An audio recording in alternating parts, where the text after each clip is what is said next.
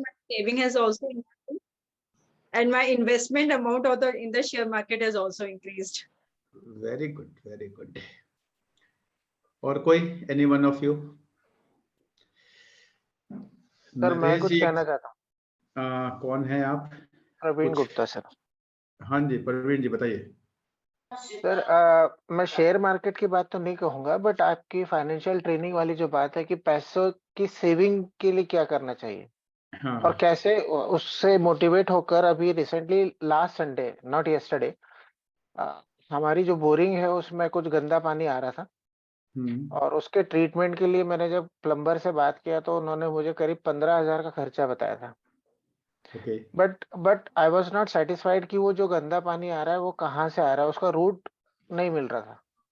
मैंने उसको 3 दिन का समय दिया कि मैं संडे को आपको बुलाऊंगा, और 3 दिन में मैंने कुछ और किया, तो मैं कहूंगा कि मैंने टोटल करीब 2,000 में अपना पूरा काम कर लिया। अरे वाह, देखा, अल्टरनेटिव सोचना शुरू किया ना। जी जी। अदरवाइज तो प्लम्बर बुलाया, जो उसने मांगा दे दिया, काम हो गया, काम खत्म हो जाता। बस अच्छा लगता है सर। देखिए पैसे बचेंगे, आपके बचेंगे, पैसे ग्रो होंगे, आपके वो ग्रो होंगे, लेकिन जब आप लोग ऐसी बातें करते हैं तो मुझे बहुत अच्छा लगता है। वही मेरा सेटिस्फेक्शन है, वही मेरी लर्निंग है, और वही मेरी अर्निंग है।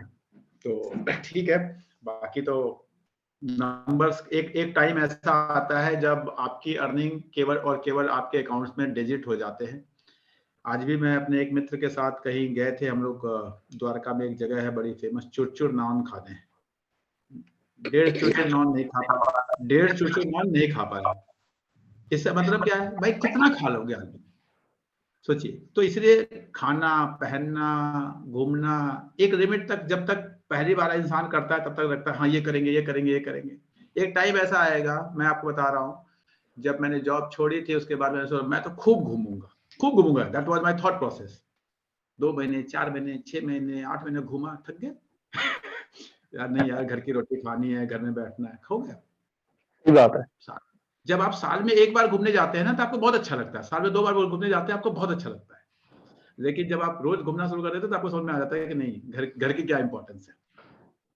ये अपने आप लोग, हम और आप पहाड़ों पे जाते हैं और हमें बर्फ बहुत अच्छी लगती है और मन करता है वाह क्या है, एक बार वहां जाइए और वहां पे जाके 6 महीने रह जाइए उसी बर्फ में, आपको आइडिया लग जाएगा, आप भाग आएंगे, दोबारा वहां की तरफ देखेंगे नहीं, क्योंकि आप यहाँ के पोल्यूशन से, स्ट्रेस से, इससे परेशान हैं, इसलिए आपको बहुत अच्छा लगता है। तो जो चीज हमारे पास होती है वो हमें खराब लगती है, जो चीज हमारे पास नहीं होती है वो हमें अच्छी लगती है। ये रूल है, सिंपल रूल है। ठीक है, चलिए हम कुछ रूल्स करने जा रहे हैं एक एक करके। मैं आप लोगों से रिक्वेस्ट करूंगा कि आपके पास एक नोटबुक होनी चाहिए। बेटर ये होगा, मेरे को बहुत मजा आएगा जो कोई मुझे आप में से कोई कहेगा सर इसके मैंने चार्ट बना लिया और अपने कमरे में चिपका दिया, मैं इसको फॉलो करता हूँ। सर नोटबुक है। Thank you sir, thank you very much. अगर 1% भी ऐसा करेगा, खासकर वो बच्चे जो अभी न्यू एज में हैं, those who are in 25, 26, they are starting their career, तो उनके लिए तो if they follow this rules तो मजा ही आ जाएगा। Twisha, starting from you. Yes sir, बताइए। हाँ, नाउ सबसे पहले हमारे सेविंग्स एंड एक्सपेंडिचर का what is the rule of thumb, कि अगर मेरी सैलरी 100 रुपए आई है, how much I should be spending and how much I should B saving. तो बहुत सारे एक्सपर्ट्स को आप पढ़ोगे, और जो मैं आज आपको बताने जा रहा हूं, मैंने बहुत फाइनेंशियल बुक्स पढ़ी हैं, 50, 60, 70, 80, उनमें से कहीं से जो चीजें मिली है उसके बेसिस पे बता रहा हूं आपको। रूल ऑफ थंब कहता है, एक रूल है 50-20-30 का, कहता है 50% should go on your needs, that is the maximum limit, ध्यान रखिएगा। 50% should go on your needs, 20% should go on your wants and 30% should be saved. I am repeating 50-20-30. 50% should go on your needs, 20% should go on your wants and 30% should be saved. मतलब क्या हुआ? मतलब ये हुआ कि जो आपके fruits, vegetables, cloth, fees, rent, electricity bill, ये सब, पेट्रोल, ये सब आपका 50% में होना चाहिए, कोशिश करना है, उसी में मैनेज करना है। 20% वांट्स पे जाता है। वांट्स मींस अगर आपको आईफोन लेना है तो आप देखो वो 20% को सेव करते जाओ हर महीने का। जिस महीने वो 20% सेव होके इतना पैसा बन जाए कि आप आईफोन खरीद सकते हो, उससे आप खरीदेंगे। 20%, उससे बियॉन्ड आपको नहीं जाना है। आपको अगर शिमला घूमने जाना है, आप हर महीने के 20% सेव करते जाइए, और अगर वो इतने पैसे बन जाते हैं कि आप शिमला घूमने जा सकते हैं तो आप जाइए, उससे पहले आपको शिमला घूमने नहीं जाना है। I hope clear. Any question in this? किसी के पास कोई क्वेश्चन है? आई होप बहुत सिंपल सा रूल है। 30%, जिस इंसान ने 30% सेविंग कर ली, उसको कभी फाइनेंशियल प्रॉब्लम नहीं आ सकती। मैं इस समय मेरे पास 54 लोग लाइव है, और मैं हम्बली रिक्वेस्ट करूंगा अपने आप को म्यूट करके रखें। किसी का माइक ऑन है अभी भी, माइक ऑफ रखेंगे तो मेरा थोड़ा हेल्प होगी। माइक ऑफ रखेंगे, जब जरूरत हो गई तो अपने आप को अनम्यूट करके आप बोलेंगे। मैं कुछ लोगों को को होस्ट राइट दे रहा हूं इन बिटवीन, जो कि मेरी हेल्प करेंगे कि अगर कुछ डिस्टर्बेंस होता है तो कोशिश करेंगे अनम्यूट करने की, उनको म्यूट करने की। और अगर फिर भी नहीं होता तो हमारे पास कोई ऑप्शन नहीं है, बिकॉज तब हमें कॉस्ट देखनी पड़ती है कि कितने लोगों की कॉस्ट पे कितने लोगों को सफर कर रहे हैं। ठीक है, तो आई होप मैंने दे दिया। जिनके पास को होस्ट राइट दिया है उनको मैसेज आ गया होगा। ठीक है, नाउ अब नेक्स्ट चीज की बात करते हैं, वो है आपका इन्वेस्टमेंट। सर हमने 30% सेव कर लिया, और मैं रिपीट कर रहा हूं, जिस भी इंसान ने 30% इन्वेस्ट कर दिया सेविंग करके, वो कभी भी फाइनेंशियल, मुझे कोई 1% आप में से कोई बता दे, 1%। मैं लाइव हूं, आप लोग भी लाइव है, बहुत सारे ऐसे लोग होंगे जिनका नाम तक मुझे नहीं पता, आपके पास लिंक गया, आपने ज्वाइन कर लिया, और मैं इसको एक्सेप्ट करूंगा सबके सामने। वो कह दे कि सर मैं अपनी पहली इनकम से, या जो भी मेरी इनकम होती है उससे मैं 30% सेव करता हूं, और फिर भी मैं फाइनेंशियल प्रॉब्लम में रहता हूं। एनी वन ऑफ यू है कोई? देखिए कितना अच्छा रूल है, बहुत लोगों ने बहुत रिसर्च करके बनाया है, बहुत लोगों ने बहुत रिसर्च करके बनाया है। मैं बता रहा हूं, देखिए आप इस समय मेरे पास 55 लोग हैं, मैं अपने आप को निकाल लेता हूं तो 54 होते हैं, जिसमें से 30-35 ऐसे भी होंगे जिनका मुझे नाम भी नहीं पता, और मैंने क्वेश्चन आपसे लाइव पूछा है। सोचिए कितना अच्छा रूल है। क्या हम इस रूल को फॉलो कर सकते हैं अपने लाइफ में? इसमें ऐसे भी लोग हैं जिनकी सैलरी 20,000 होगी, मैं जानता हूं जिनके 20,000 है, मैं बोलना नहीं चाहता। इसमें ऐसे भी लोग हैं जिनकी 2 लाख होगी, लेकिन फिर भी इसका आंसर आपको पॉजिटिव मिला, तो क्यों ना हम इसको अडॉप्ट करें, करने की कोशिश करें। बहुत प्यारा रूल है, बहुत प्यारा रूल है। नेक्स्ट, इन्वेस्टमेंट का रूल, कितना पैसा कहां सेव करें, क्योंकि जब आप सेव कर लेते हैं तो कहां सेव करें, इधर सेव तो कर लिया, ठीक है, सेविंग्स हो गई, उसको कहां सेव करें, जिसे हम कहते हैं इन्वेस्ट करें। सिंपल सा रूल है, 100 minus your age. 100 minus your age, मेरी एज 40 है, 100 में से 40 मैंने माइनस किया, बच गया मेरे पास 60। 60 को आपको इक्विटी में डालना है। Equity means it can be mutual fund, it can be direct shares, depending upon you. आप कितना टाइम दे सकते हैं, कितना रिसर्च कर सकते हैं, ये आपके ऊपर है। ठीक है, अगर आप टाइम दे सकते हैं, रिसर्च कर सकते हैं, तो आपको शेयर्स खरीदने हैं। अगर आप वैसा नहीं कर सकते तो आपको म्यूचुअल फंड खरीदने हैं। आप बिल्कुल ही नहीं कर सकते तो आप निफ्टी खरीद लीजिए। बिल्कुल जो कुछ नहीं कर सकता वो निफ्टी खरीदे। थोड़ा सा मेहनत कर सकता है, म्यूचुअल फंड कौन से अच्छे होते हैं, कौन से खराब होते हैं, कौन से अच्छे रिटर्न दे रहे हैं, किसका बीटा अच्छा है, किसका शार्प रेशियो अच्छा है, थोड़ा सा मेहनत कर सकते हैं, शेयर में जाइए। ठीक है, और मेहनत कर सकते हैं, आप म्यूचुअल फंड में जाइए, और मेहनत कर सकते हैं तो शेयर में जाइए। ये आपका तरीका होता है। ठीक है, तो 100 माइनस योर एज, ये आपका इक्विटी में। अब बचेगा कितना?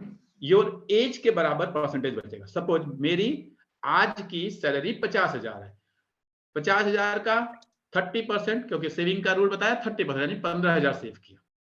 15,000 सेव किया, अब 15,000 का 60%, क्योंकि 100 माइनस 40, 60%, 9,000 तो मेरा इक्विटी में चला गया, या तो म्यूचुअल फंड में गया, या तो शेयर्स में गया, या निफ्टी में गया, कहीं भी चला गया। बच गया मेरे पास 6,000। 6,000 मतलब जो पैसा कितना बचेगा, आपके एज के बराबर, जो भी आपका एज होगा वही पैसा बचेगा। वो पैसे को 2 भाग में डिवाइड करिए, उस पैसे को 2 भाग में डिवाइड करिए, मींस 6,000 का आधा आधा। आधा को डालना है आपको गोल्ड में और आधा को डालना है आपको डेट फंड में। डेट मतलब एफडी में, डेट मतलब डेट फंड्स में, डेट मतलब पीपीएफ में, डेट मतलब सुकन्या में, डेट मतलब किसान विकास पत्र में, ऐसी जगह जहां पे आपको फिक्स्ड रेट ऑफ इंटरेस्ट मिलता है। मैं रिपीट कर रहा हूं पूरा प्रोसेस। किसी की सैलरी है 1 लाख रुपए, उसकी एज है 30 इयर्स, यानी उसको सेव कितना करना है? 1 लाख का 30% पहले तो उसको सेव करना है। एज उसकी 40 हो, 50 हो, 60 हो, उससे कोई मतलब नहीं है। जो भी उसकी एज है 30%, यानी 1 लाख का 30% हो गया 30,000। अब ये 30,000 में से उसको, उसकी एज 30 ईयर मैंने कहा, यानी 70% इक्विटी में जाएगा। तो 30,000 का 70% कितना होता है? 21,000। 21,000 रुपए आपके इक्विटी में चले गए, बच गए आपके पास 9,000 रुपए। 9,000 को 2 भाग में बांटिए, 4.5 4.5, 4.5 आपके गोल्ड में और 4.5 आपके डेट फंड में। डेट फंड मतलब जहां से भी आपको फिक्स रेट ऑफ इंटरेस्ट मिलते हैं, उसमें जो आपको सुटेबल लगता है, आपको टैक्स बचाना है, पीपीएफ में डाल दीजिए, एफडी में डाल दीजिए, जैसे आपका मन करे, वो आपका डिसीजन। आपके पास बेटी है, सुकन्या में डाल दीजिए, जो आपको अच्छा लगता है। ठीक है, आगे बढ़े। सेविंग और इन्वेस्टमेंट, ये दोनों रूल क्लियर है?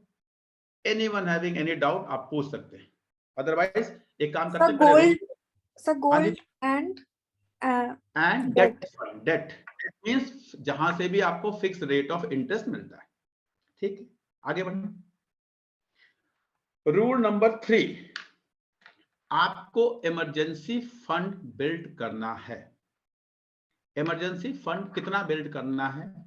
किसी भी इंसान के पास इमरजेंसी फंड होना चाहिए up to 6 month of his or her salary. 6 महीने के आपकी सैलरी के बराबर आपके पास पैसा होना चाहिए। यानी जिस डेट फंड की मैं बात कर रहा था कि आप एफडी में पैसा रखते जा रहे हैं, वो कितनी होनी चाहिए? आपकी 6 महीने। अगर मेरी 50,000 की सैलरी थी, जो हमने जम्पशन लिया था, आप सेव करते करते उसमें इतना सेव करिए कि उसमें आपकी 3 लाख रुपए हो जाए। 3 लाख की एफडी आपके पास होनी चाहिए। 3 लाख का ऐसा पैसा होना चाहिए जो आप कभी भी एक आध दिन के नोटिस पे आप उसको निकाल सके। उसके पीछे बहुत सारे रीजन हैं। लाइफ में बहुत अनसर्टेनिटीज है। कुछ लोग नेपाल घूमने परसों गए थे, आपने देखा क्या हो गया। फैमिली, हम जब तक कमा रहे हैं ना, जब तक हमारी सैलरी आ रही है, हमें पता नहीं चलता क्या हो सकता है। हमें लगता है कि सब कुछ बहुत अच्छा चल रहा है। प्लीज ट्राई टू अंडरस्टैंड, हमें हमेशा अच्छा सोचना है। हमारा थॉट प्रोसेस हमेशा एकदम पॉजिटिव होना चाहिए। हमेशा prepare for the best, be prepare for the worst. Prepare for the best but be prepare for the worst. कुछ भी हो सकता है, कल कुछ भी हो सकता है। तो अब आप 3 लाख रुपए पहले महीने की सैलरी में तो नहीं सेव कर सकते। धीरे धीरे धीरे करके उसको 3 लाख तक करके आप दे करके छोड़ दीजिए। लाइफ में कभी यूज ना, भगवान से बनाइए कि वो कभी यूज ना हो। हमेशा सोचिए कभी यूज नहीं होगा। आपका पैसा पड़ा रहेगा, क्या दिक्कत है, आपके काम आएगा। लेकिन be prepare for the worst. आपकी फैमिली आपकी रिस्पॉन्सिबिलिटी है। अगर आपके बच्चे हैं, जो भी है आपकी रिस्पॉन्सिबिलिटी है, उसके लिए आपको सेव करना है, रखना है उतना। अगर आपने, लोग कहते हैं अगर मैंने टर्म इंश्योरेंस करा दिया, तो टर्म इंश्योरेंस का पैसा 15 दिन में भी मिल सकता है और टर्म इंश्योरेंस का पैसे 2 साल केस भी लड़ना पड़ सकता है, कुछ नहीं पता। फिर तब तक आपके बच्चे क्या खाएंगे? हाँ जी, संजय अग्रवाल, एक क्वेश्चन है सर। बताइए सर हाफ हमने किया डेट में सर, हाँ जी। तो इट मींस डेट उतना करना है कि तो 6 मंथ की अर्निंग के बराबर हो जाए। हाँ, डेट को देखिए, डेट शुरुआत, डेट में पहली शुरुआत कहां से करेंगे? डेट की पहली शुरुआत आपकी एफडी से होनी चाहिए। राइट। डेट में जो आपने हाफ किया था, वो पहली शुरुआत आपका एफडी से होगा। जब एफडी करते करते 6 मंथ का सैलरी हो गई आपकी, अब फिर पैसा फिर डेट में और जाने लगेगा। उस पैसे को आप एक पीपीएफ अकाउंट खोल दीजिए, उसमें डालना शुरू कर दीजिए। आप सुकन्या अकाउंट खोल दीजिए, अगर आपके पास बेटी है उसमें डालना, क्योंकि जो पीपीएफ अकाउंट खोला है वो पैसा आपको 15 साल बाद मिलेगा।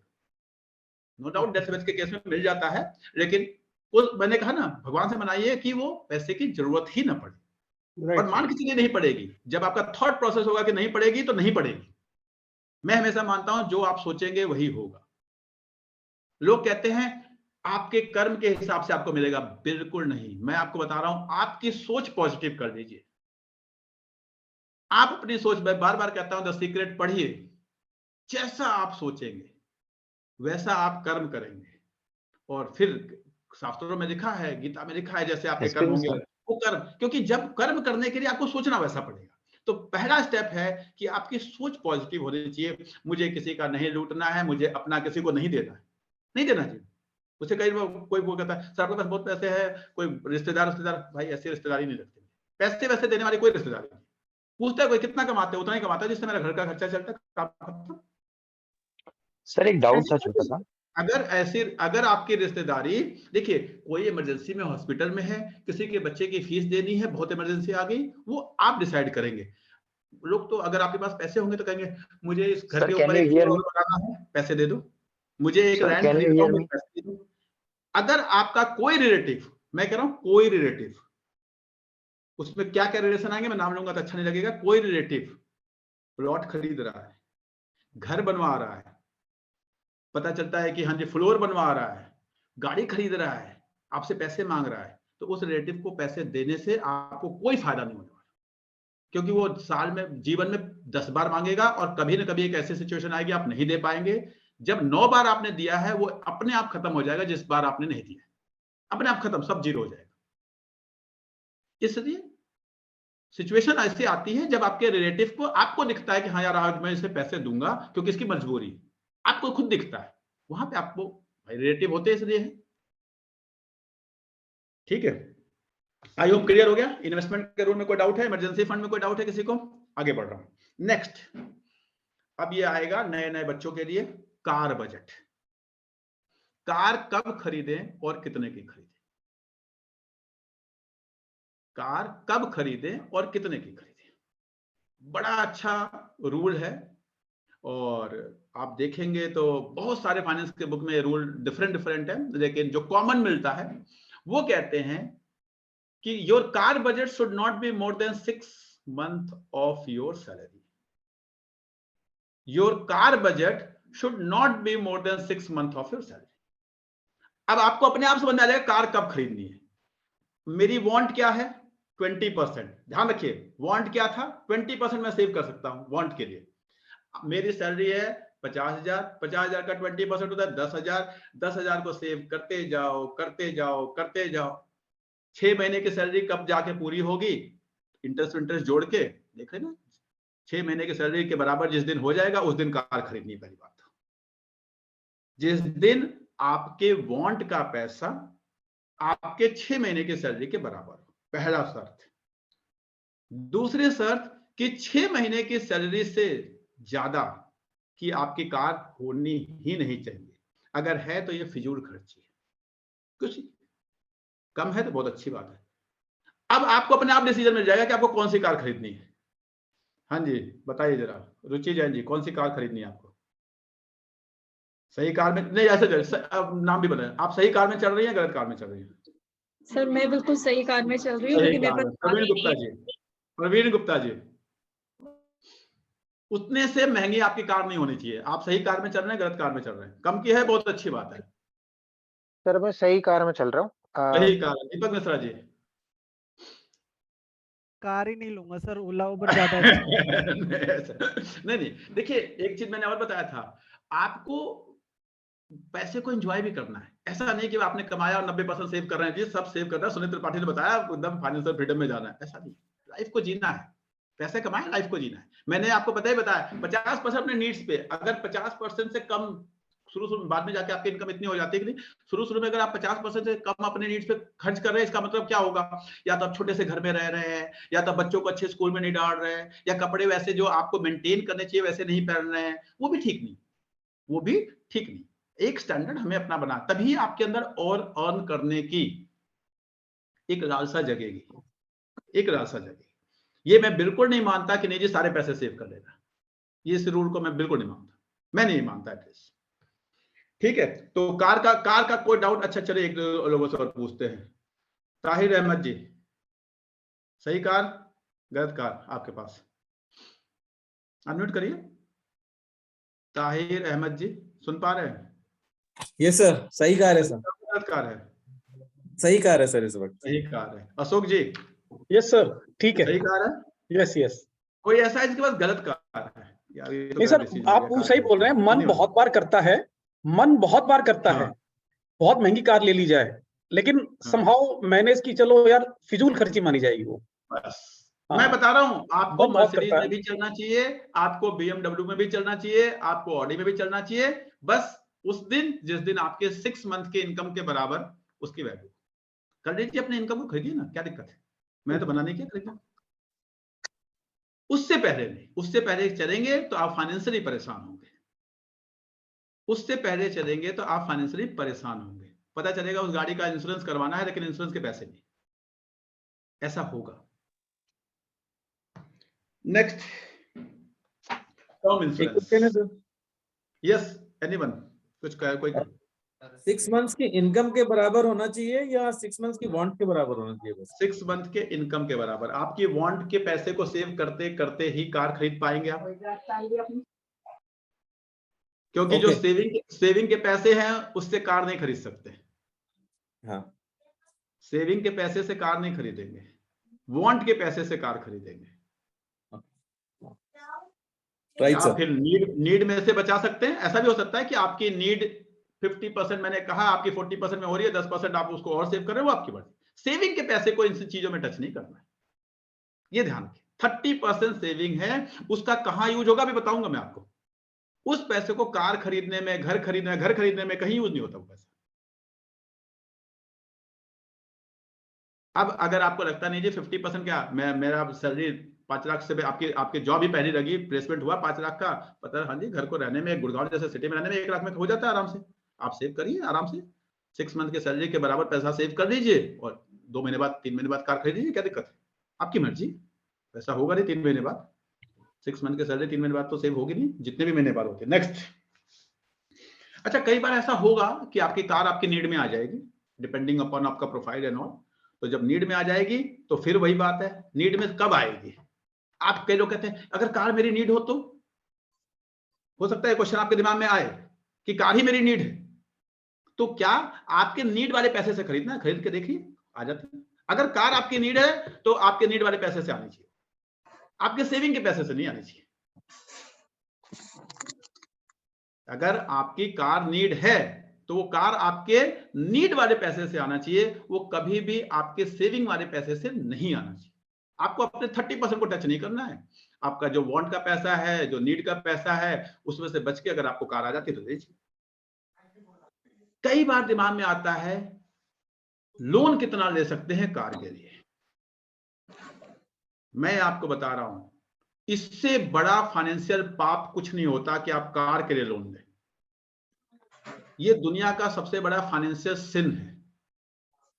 सिन, घर के लिए ले लिया एक बार फिर भी सोचा जा सकता है, लेकिन अगर कार के लिए आप लोन लेते हैं, अनलेस अनटिल कि आप कार कहीं आप कहीं जॉब में हैं और वहां पे उसके डेप्रिसिएशन क्लेम करते हैं, उस टैक्स बेनिफिट मिलता है, वो सब अलग चीज है। एक अपने पर्सनल इनकम से अगर आप कार के लिए लोन लेते हैं तो ये फाइनेंशियल सिन है।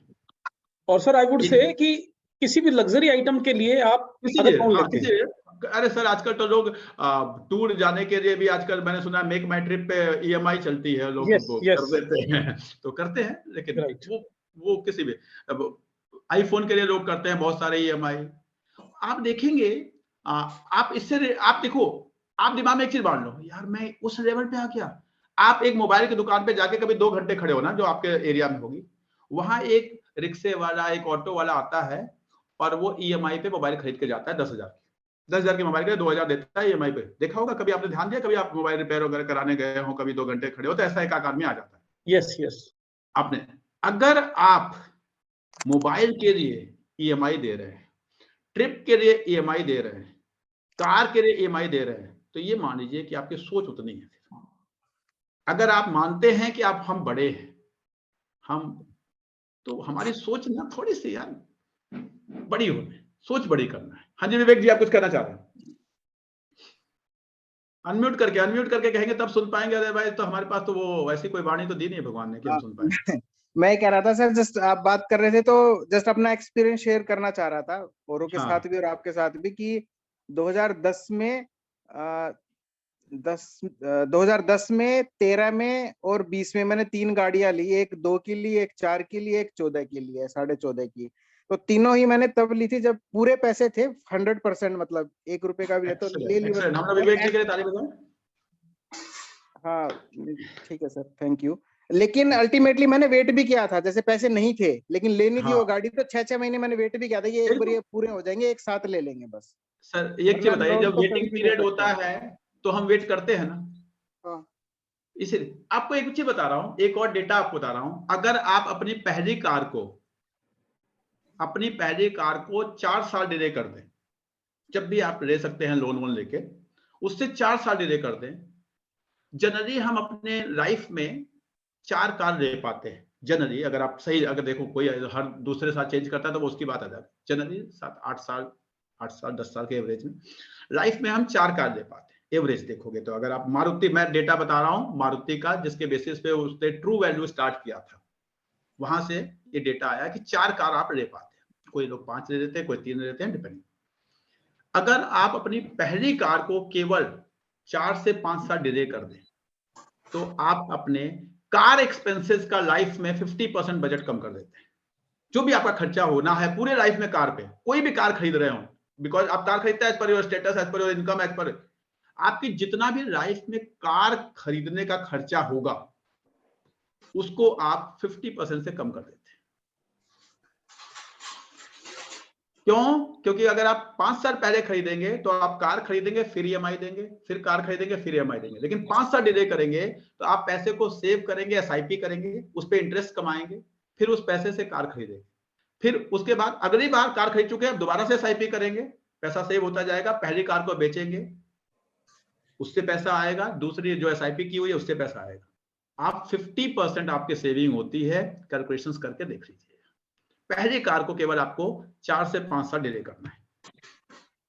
जनरली कार लोन 4 साल का होता है या कभी 5 का, इसलिए मैंने कहा कि वो डिपेंडिंग अपॉन कि आपका लोन 4 साल का लेने वाले हैं या 5 साल का लेने वाले हैं, उसी पे अगर आप पहली कार को 4 या 5 साल डिले करते हैं तो आप अपने 50% सेविंग करते हैं लाइफ में कार एक्सपेंसेस पे।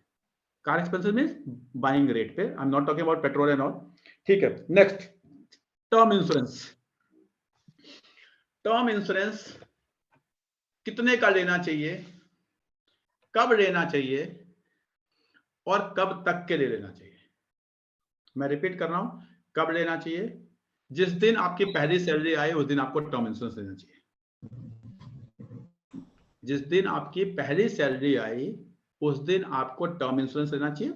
बाद में उसको बढ़ाना है, एज पर योर इनकम आपको बढ़ाना भी चाहिए 2-4 साल के बाद, लेकिन पहली टर्म इंश्योरेंस कोशिश करना चाहिए। मिनिमम कितने का? मिनिमम वैल्यू बता रहा हूं, 15 times of your annual income. Suppose अभी वेदांत बैठा हुआ है यहाँ पर, उसने जॉब ज्वाइन किया, उसकी पहली सैलरी 50,000 आया, यानी 1 साल का उसका 6 लाख हो गया। 6 लाख का 15 टाइम्स होता है करीब 60 और 30 90 लाख रुपए का वेदांत को मिनिमम टर्म इंश्योरेंस लेना है। 90 लाख का मिनिमम का मतलब 1 करोड़ का ले लेगा, 1.25 करोड़ का लेगा, डिपेंडिंग अपॉन वो कितना बचे, इतने का आपको टर्म इंश्योरेंस लेना है। ध्यान रखिएगा, इस टर्म इंश्योरेंस के प्रीमियम आपके नीड्स से पे होनी चाहिए, सेविंग से नहीं कि सर आपने कहा था टर्म इंश्योरेंस ले लो तो हमने तो इतना पैसा हमारे सेविंग के घट गए। ये आपके नीड्स का पार्ट है। टर्म इंश्योरेंस जो है आपके नीड्स का पार्ट है, इसलिए बहुत ज्यादा ले लोगे तो कई बार हो सकता है आपके नीड्स से पूरा ना हो पाए, और बहुत कम लोगे तो आपको दिक्कतें आएंगी। ठीक है, तो जितना जल्दी लोगे आपको रेट कम मिलता है। पहली सैलरी में लेने की कोशिश करनी चाहिए। पहले मान लो पार्टी वार्टी करना है, मम्मी को सैलरी देनी है, ऐसा कई बार हो जाता है, कोई बड़ी बात नहीं है, कोई तो दूसरी में ले लो बस। ठीक है, मंथली पेमेंट करो, बहुत ज्यादा होता नहीं है उसका पेमेंट। अभी भी आज के टाइम पे अगर कोई भी 20 साल का बच्चा लेना चाहे 1 करोड़ का तो 400-450 में महीने का आता है। 400-450 का तो पिज्जा खा जाते होंगे आप लोग, इतना मैं मान के चलता हूँ। जिसकी भी तो 1 करोड़ वही देगा जिसकी 50,000 सैलरी है, और जिसकी 50,000 सैलरी होगी वो 400-450 रुपए जो है, 500 रुपए जो है वो पिज्जा खा के खर्च कर देता है। तो बिल्कुल भी एक्सपेंसिव नहीं है। उसी तरह जैसे जैसे आपकी सैलरी बढ़ती जाएगी वो बढ़ता है। तो कब लेना है? अर्ली स्टेज में। कितने का लेना है? 15 times of your annual income. कब तक के लिए लेना है? ये एक और रूल है, बहुत इंपॉर्टेंट रूल है जिसमें सब मिसगाइड होते हैं। Till you have last dependent on you. जैसे मेरे केस में, मैं आपको एग्जांपल बताता हूं, आप अपने केस में कैलकुलेट कर लीजिएगा। मैं भी अपना काम कर रहा हूं, मेरी वाइफ की अपनी इनकम है, दोनों काम कर रहे हैं, यानी मेरी वाइफ मेरे पे डिपेंडेंट नहीं। मेरे पे डिपेंडेंट मेरे 2 बच्चे हैं। मेरे 2 बच्चे हैं, पढ़ रहे हैं। मेरी सबसे छोटी बेटी 11-12 साल की है, 6 क्लास में पढ़ रही है। मुझे पता है 6 साल वो 12th करेगी, 3 साल ग्रेजुएशन करेगी, पोस्ट ग्रेजुएशन करेगी, 6 3 9 2 11 12 13 साल और मेरे ऊपर डिपेंडेंट रहने वाला है। बेटा उससे पहले बड़ा है, यानी वो पहले हट जाएगा। अब 12, आज मेरी करंट एज है 43, इसमें मैं 12 ऐड करता हूं तो होता है 55, 56, 57, इससे ज्यादा के लिए बहुत दौड़ गया तो 60, इसके ऊपर के लिए टर्म इंश्योरेंस नहीं लेना है। क्योंकि जितना आप ज्यादा के लिए, आप 70 साल के लिए लोगे, आप 75 साल के लिए लोगे, उतना ही आपका प्रीमियम बढ़ जाएगा। आपको अपने नीड्स से, अपनी वांट्स से कॉम्प्रोमाइज करना पड़ेगा। अपने नीड्स से भी करना पड़ेगा, अपने वांट से भी करना पड़ेगा। और जब उस प्रीमियम, आप 70 साल में 75 साल में मरोगे, वो जो पैसा मिलेगा आपका बच्चा उसको अपनी लग्जरीज में यूज करेगा, क्योंकि उस समय तक वो जॉब में होगा।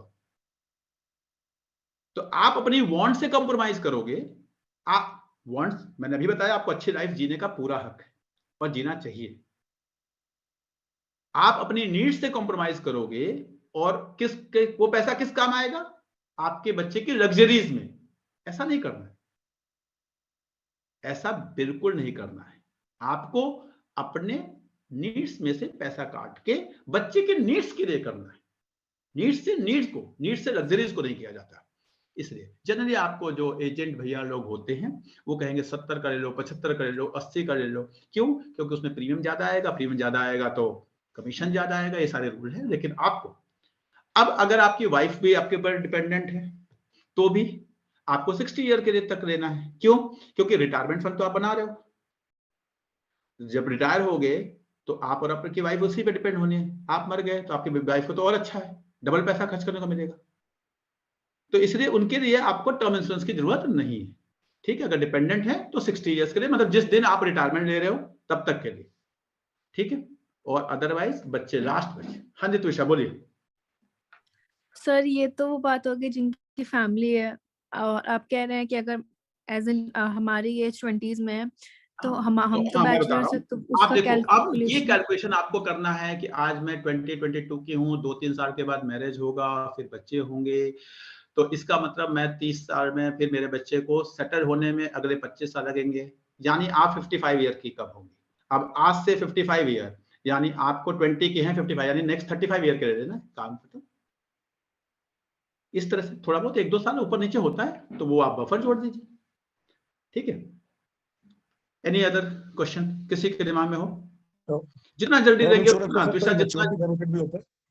नहीं सर, टर्म इंश्योरेंस में कोई मैच्योरिटी बेनिफिट नहीं होता। अगर आप मैच्योरिटी बेनिफिट देंगे, लोग देते हैं तो कुछ नहीं करते, आपसे प्रीमियम बढ़ा देंगे। एक पोर्शन टर्म इंश्योरेंस में डालेंगे, दूसरा पोर्शन एक इन्वेस्टमेंट प्लान में डालेंगे। कई लोग कहेंगे आप जितना टर्म इंश्योरेंस दे रहे हैं, गेट योर मनी बैक। आप कहोगे यार त्रिपाठी जी ने एक पॉलिसी बताया था उसमें कोई पैसा नहीं मिलेगा बिना मरे, ये कह रहा है पैसा मिलेगा सारा पैसा, ये अच्छा है। त्रिपाठी जी वाले के लिए पैसा लेने के लिए मरना पड़ेगा, ये बिना मरे भी पैसा दे देगा। आपके दिमाग में ऐसे आएगा, कुछ नहीं करेगा। त्रिपाठी जी वाला 400 का होगा, उसका 600 का होगा। 400 वो आपके टर्म इंश्योरेंस में डालेगा, 200 वो अपने आप वहां डिवाइड हो जाता है। उनका प्लान ऐसा होता है, 200 वो एक एसआईपी में डाल देगा। वो एसआईपी का पैसा बढ़ते बढ़ते बढ़ते 35 साल में उतना ही हो जाएगा जितना आपने 35 सालों में भरा होगा, 600 के बजाय। तो कुछ होना नहीं है, वो 200 आपके बच जाएंगे। आप अपने खुद के एसआईपी कर लेना, टर्म इंश्योरेंस वाले को क्यों करना है? टर्म इंश्योरेंस लाइफ इंश्योरेंस ही है ना सिर्फ। हाँ, टर्म इंश्योरेंस सिर्फ प्योर लाइफ इंश्योरेंस, इसके सिवा कोई प्लान जो ये सब जीवन में कितने आनंद, कितने जीवन श्री जीवन, ये सब बेकार चीजें हैं दुनिया की। इन सब के चक्करों में प्लीज मत पड़िए, क्योंकि इन सब में आनंद केवल और केवल एजेंट जी को आता है। मैं आपको बता रहा हूँ, कोई एजेंट भैया हो तो प्लीज मुझे माफ कर देना। आप अपना काम करते हैं, एकदम सही करते हैं, लेकिन लाइफ की रियलिटी यही है, फाइनेंस यही कहता है। तो सर एक बार एसआईपी का और बता दीजिए, वो कितने की करनी चाहिए? सर मैं जा रहा हूँ, सब कुछ बताऊंगा, जितना टाइम है बताऊंगा। नहीं हो गया तो अगली क्लास में बताऊंगा। सर एक एनपीएस भी तो होता है जिसमें नेशनल पेंशन स्कीम, सर उसका भी बता दीजिए। एनपीएस इज पेंशन प्लान बेटा, एनपीएस अलग है। तो उसमें क्या क्या चीजें होती है? मुझे अकाउंट खुलवाना है उसमें, समझ नहीं आ रहा कहाँ पे, मतलब चलिए मैं बता दूंगा। LPS के लिए हाँ ठीक है, चलेंगे उसमें मैं बता दूंगा, ठीक है। म्यूट कर लीजिए PK Narminder Kaur ji, Sarita Saini ji please, Sarita Saini ji mute करिए प्लीज। मैंने जिनको राइट्स दिया म्यूट करने के लिए, प्लीज इन लोगों को म्यूट करने के लिए। Next, now term mediclaim. अब मेडिक्लेम में क्या होना चाहिए, एकदम जिस दिन आपने जॉब ज्वाइन किया उस दिन आपके पास मेडिक्लेम लेना है, उसी दिन लेना है। कई बार आपके दिमाग में होता है कि नहीं जी मेरी तो कंपनी दे रही है मैं क्यों लूं, ऐसा होगा भाई साहब। जिस दिन कंपनी के आज ही आपने सुना है ना, आज अमेजन ने कितने लोगों को निकाला है, पढ़ा होगा आज के पेपर में आया है। पता नहीं है, आपका कुछ नहीं पता। अगर आप प्राइवेट जॉब में है तो बिल्कुल नहीं, गवर्नमेंट में है आपको गवर्नमेंट फैसिलिटी है तो फिर भी आप छोड़ दीजिए, कोई दिक्कत नहीं है। लेकिन अगर आप प्राइवेट जॉब में है तो please do not depend upon the mediclaim of your company. कुछ नहीं पता सर, क्या करिए बस उसका सिचुएशन होता है। पहले कितने का लीजिए, लेना है जनरली रूल कहता है मैक्सिमम लिमिट बता रहा हूं आपको, maximum 6 month of your salary. जो भी आपकी सैलरी है उसका ये मैक्सिमम लिमिट है। कोई एजेंट भैया आपको 20 करोड़ 25 करोड़ 50 करोड़, आज लोग तो कहते हैं अगर अमेरिका में इलाज करने जाना पड़ा तो, अरे भाई उससे पहले मुझे मर जाए बेहतर है, तू जाओ अमेरिका में इलाज करने। तो उतना नहीं चाहिए। 6 मंथ अब 50,000 सैलरी तो 3 लाख का ले दिया, 50,000 सैलरी है तो 3 लाख का ले दिया, 1 लाख सैलरी है तो 6 लाख का ले दिया। नाउ इससे भी और बता रहा हूं, अगर फिर भी कई बार कंफ्यूजन होता है तो मैं आपको बता रहा हूं, आप अपने सिटी में देखिए हार्ट की बाईपास सर्जरी का क्या कॉस्ट है एवरेज, क्योंकि ये सिटी बाय सिटी थोड़ा सा डिफर करता है मेडिकल, इसलिए मैं बता रहा हूं मेडिकल का जो खर्चा है वो सिटी बाय सिटी डिफर करता है, ठीक है। तो वही सैलरी ग्रुप का आदमी अगर बनारस में रह रहा है और वही सैलरी ग्रुप का आदमी अगर गुड़गांव में रह रहा है तो दोनों में अंतर हो जाएगा, इसलिए मैं आपको बता रहा हूं। तो आप अपने सिटी में थोड़ा सा रिसर्च करके देख रहे हैं कि अगर बाईपास सर्जरी कराना हो तो क्या खर्चा होता है। जैसे गुड़गांव में आज के टाइम पे बाईपास सर्जरी कराने का खर्चा करीब 6 से 8 लाख रुपए एवरेज मैक्स वगैरह में अगर आप बात करेंगे तो। लेकिन यही बाईपास सर्जरी अगर आपको लखनऊ में कराना हो तो 3 लाख रुपए। तो बाईपास सर्जरी कराने का जो खर्च है एक, उतना आपको मेडिक्लेम लेना है। इससे साधारण रूल कुछ नहीं हो सकता। अब उससे बड़ी क्या बीमारी चाहते हो आप अपने शरीर में, बताओ। इससे भी बड़ी बीमारी चाहते हो, उसके बाद भी जीना है क्या? नहीं सर, इसमें थोड़े से पैसे में वही मिल जाता है, टॉप अप मिल जाता है। हाँ तो मैं बता रहा हूँ उसका तरीका बता रहा हूँ। ये तो कर लिया आपने बाईपास सर्जरी का, आपने ले लिया। सपोज मैं मान लो मैं गुड़गांव में रहता हूँ, मेरी 1 लाख रुपए सैलरी है, तो एक रूल ये कहता है कि 1 लाख यानी 6 लाख का मैंने ले लिया, काम खत्म। 4-5 साल में वो अपने आप 12 लाख का हो जाता है, बिकॉज इसमें नो क्लेम बोनस मिलता है। भगवान से बनाइए, मैंने तो पता नहीं 10 साल 15 साल पहले कराया था, नो क्लेम बोनस भी मिलना खत्म हो गया, वो डबल के ज्यादा ही हो गया। और मैं तो चाहता हूँ कभी जरूरत ही न पड़े उस पैसे की, काम खत्म हो गया। 12-15 लाख का चल रहा है जी। अब क्या करो, आज के टाइम पे आता है टॉप अप प्लान। सपोज आपको लगता है नहीं जी मुझे तो मेडिक्लेम 20 लाख के आसपास का चाहिए। मैंने आपको बताया कि नहीं जी आपकी 50,000 सैलरी है तो आपको तो केवल 3 लाख का लेना है, रूल के हिसाब से 3 लाख। फिर भी आपके मन में आता है चलो कुछ दिक्कत हुई तो क्या करिए, एक टॉप अप प्लान आता है। टॉप अप प्लान का मतलब होता है कि आपने मेडिक्लेम ले रखा है, जब वो मेडिक्लेम खत्म हो जाएगा, सपोज आपको कोई एक्सीडेंट हो गया, आप बीमार हो गए, आप हॉस्पिटल में चले गए, 3 लाख रुपए खर्च हो गए, सपोज आपने HDFC बैंक से लिया था, वो 3 लाख यूज हो गए। अब और हॉस्पिटल वाले को चाहिए तो स्टार इंश्योरेंस को या ICICI प्रूडेंशियल को, जहां से भी आपने टॉपअप लिया था, तो वो कंपनी को देने के लिए वो लाइबल हो। वो ले लीजिए आप 10 लाख का 12 लाख का, जो भी आपको समझ में आता है। जनरली क्या कीजिए, आपने जो मेडिक्लेम ले रखा है उसका डबल अमाउंट कर लीजिए। जो उसके डबल अमाउंट कर लेंगे, सपोज मैं आपको बताता हूं आज के टाइम पे अगर आप 1000 रुपए मतलब अगर आप 5 लाख का मेडिक्लेम लेता है कोई भी 25 साल का आदमी, तो शायद 800 या 1000 रुपए के में आराम से 800 में ही आ जाएगा। फैमिली नहीं है तो, फैमिली होगी तो 1000-1200 में आ जाएगा, फैमिली फ्लोटर के नाम से आता है वो, ठीक है। उससे ज्यादा नहीं लगेगा 25 साल के आदमी का। अब आपने 6 लाख का ले लिया, 12 लाख का आपने टॉपअप ले लिया। अब इससे होगा क्या, जो 12 लाख वाला टॉपअप है वो आपको महीने का 100 रुपए से ज्यादा लगेगा। 100 रुपए का टॉपअप का 100 रुपए भी शायद मैंने ज्यादा बता दिया होगा महीने का, 1200-1500। मेरा तो शायद क्योंकि हम मेरे एज भी ज्यादा हो गई, मेरी वाइफ की भी एज ज्यादा हो गई, 2 बच्चे भी हैं, तो मेरा शायद टॉपअप का 2000 रुपए जाता है साल का। तो आपको देखिए टॉपअप बहुत सस्ता मिलता है। बट सर टॉपअप किसी दूसरी कंपनी से लेना है? हाँ टॉपअप किसी और कंपनी से, उसी से नहीं, सेम कंपनी से नहीं लेना सर। मिलता नहीं है सर, लेना नहीं है। लेना नहीं है सर, लेना नहीं। ओके, ठीक है। टॉप मेडिक्लेम एक कंपनी से लीजिए, टॉप अप दूसरी कंपनी से लीजिए, काम ओके। खत्म। हर साल अपना करते जाइए, ठीक है। सस्ता पड़ता है सर, दूसरी कंपनी से बहुत सस्ता पड़ता है आपको, बहुत ही सस्ता पड़ता है। अब क्या हुआ, मैंने 6 लाख का सपोज मैंने मेडिक्लेम लिया, वो मेडिक्लेम अपने आप 12 लाख का हो जाता है। सपोज आज के 4 साल बाद कुछ हुआ, 12 लाख तक मुझे मेरी कंपनी एक्स कंपनी जो मुझे मदद करेगी, मैं कंपनियों के नाम नहीं लेना चाहता बिकॉज एक तरह से वो प्रमोशन हो जाते हैं एक्स कंपनी। उसके बाद फिर 15 लाख का मेरा बिल आ गया, तो 3 लाख रुपए मुझे टॉप वाली कंपनी देगी, काम खत्म, ठीक है। और यही अगर मैं 25 लाख का मेडिक्लेम लेना शुरू करूंगा तो मेरा अपने आप बजट डबल हो जाएगा। जो नहीं करना, 10% टोटल जो आपका नॉर्मल मेडिक्लेम का है उसके 10% में आपको टॉपअप मिल जाता है अगर आपका एजेंट है। कई बार ना हम क्या करते हैं, ये यहाँ बहुत सारी आजकल साइट हो गई हैं, कुछ एको, कुछ पॉलिसी बाजार, हम उस पर देख लेते हैं और हम देखते हैं यार यहाँ तो सस्ता मिल रहा है। आप विश्वास नहीं करेंगे, सस्ता तो होता है, मैं आपको बता रहा हूँ, इन सब चीजों में सस्ता नहीं देखना है आपको। इन सब चीजों में ये देखना है कि जिस दिन आप हॉस्पिटल में होंगे, आपकी बीवी घर में होगी, परेशान होगी, तो उसमें एक आदमी ऐसा होना चाहिए जो आपकी मदद करे। वो जो एजेंट भैया, जैसे मैंने कहा एजेंट भैया के परेशानियां, वैसे एजेंट भैया की एक इंपॉर्टेंस होती है। आपको वो एजेंट ढूंढना है पक्का, और हर आदमी के गांव में, गली में, यहाँ कहीं का होते हैं वो एजेंट भैया, उस दिन बहुत काम आते हैं। आपको कुछ नहीं करना, आपको लगता है यार आजकल तो मेल कर देंगे, ऐसा नहीं होता। जब आप उस सिचुएशन में होते, मैंने खुद देखा है, मेरे भाई का एक्सीडेंट यही हाईवे पे हुआ था, उस समय आप किसी और चीज में परेशान होते, उस समय आपके पास वो मेल करने नहीं करना, क्या करना, हॉस्पिटल वाला क्या कर रहा है, यहाँ से रेफर करो, वहां पता नहीं क्या सिचुएशन होती है। उस समय आपके पास केवल वो एजेंट भैया होता है। इसलिए हमेशा प्लीज ये जो डायरेक्ट वायरेक्ट, क्योंकि आपने किया किस लिए, इसका पर्पज समझिए। पर्पज है कि जब कोई मुसीबत हो तो मुझे रिलीफ। पर्पज ये नहीं है कि सस्ता मिले, सस्ता ही रहना तो मत लो ना मतलब अगर उस समय पर्पज सॉल्व नहीं हुआ तो कोई दिक्कत। आपने एक मेडिक्लेम ले लिया है कहीं से ऑनलाइन, या कोई टर्म इंश्योरेंस ले लिया है कहीं से ऑनलाइन, आपने लिख लिया, डायरी वायरी में लिख लिया, आपको किसी दिन कुछ हो गया, पता चला कि आपकी बीवी परेशान हो रही, आपकी वो बेटी जिसके लिए आपने दिया था वो वही परेशान हो, उसे पता ही नहीं। उस समय एक फिर क्या होता है, फोन इस पे जाने के लिए 1 दबाएं, इस पे 2 दबाएं, थोड़ी देर इंतजार करें, अभी आप प्रतीक्षा में हैं, तो आपको समझ में आएगा क्या हो रहा है आपके साथ।